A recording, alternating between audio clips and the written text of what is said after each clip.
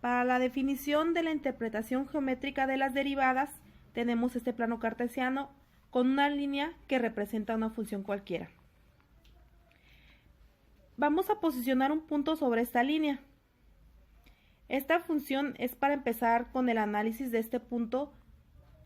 Como está la línea y también está sobre el plano cartesiano, tiene una coordenada en el eje de las X, así que tiene una coordenada X. Y también tiene una coordenada en el eje de los Y, pero en el eje de los Y.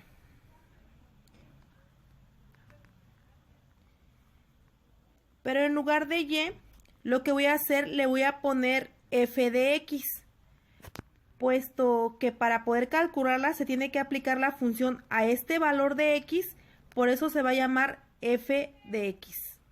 Por lo tanto, el punto tiene una coordenada. F de X para localizar el punto sobre el plano cartesiano con las condiciones mencionadas en esta sería su coordenada. Analizaremos ahora que pasa otro punto y vamos a posicionarlo en esta parte. Otro punto vamos a poner. También tiene una coordenada correspondiente al eje horizontal y al eje de las X. Pero para describirlo vamos a considerar la distancia en estas dos que se llama h. Vamos a marcarla. Entonces, como la coordenada en X para el segundo punto se dibujó, tiene una separación de h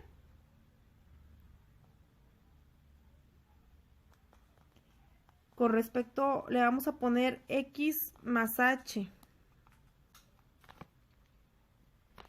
para identificar lo que sea diferente y contemplar esta distancia.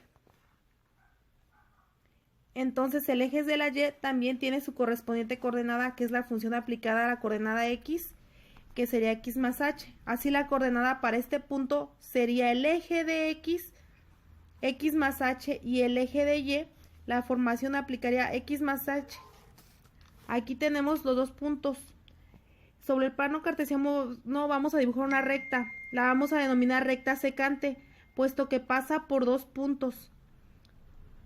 Esta es la línea que se denomina o se titula secante, puesto que toca los dos puntos que pasan por nuestra función. Para hacer una línea recta tiene correspondiente pendiente. La pendiente es la inclinación y esta línea está pendiente. Para calcularla tiene una fórmula que es m igual a y2 menos y1 sobre x2 menos y1. Para poder calcular la pendiente de una recta necesitamos dos puntos. Para poder aplicarlos vamos a darle nombre al primer punto. Le vamos a llamar x1 y y1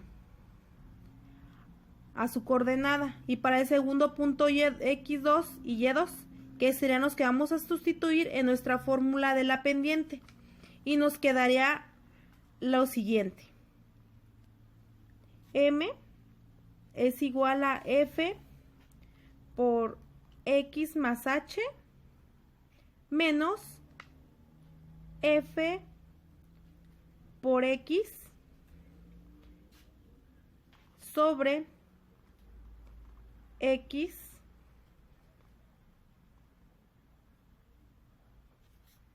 H menos X. Vamos a realizar la simplificar, la vamos a simplificar para eliminar el denominador, la X. Entonces eliminamos las X y nos quedamos solamente como denominador la H.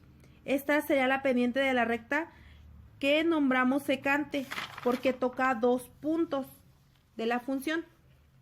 Si estos dos puntos se hicieran más cercanos, para hacerlos más cercanos la distancia entre ellos, el f de las x quedaría cada vez más pequeña, es decir, el h se convertiría en un número muy pequeño. Si h tiende a 0, estaremos hablando de que la recta secante, sino de una recta tangente, porque el punto, a medida que el h se convierte en 0, esta se va haciendo más pequeña. esta distancia hasta casi el mismo punto, entonces ya no serían 2 puntos los que tocarían la línea, sino sería un solo punto. Una vez que la H llegó a ser 0, por esto cambia de ser una recta secante a una recta tangente. Si esta fuera la situación, es decir, que H tiende a 0, tendríamos que realizar una expresión diferente.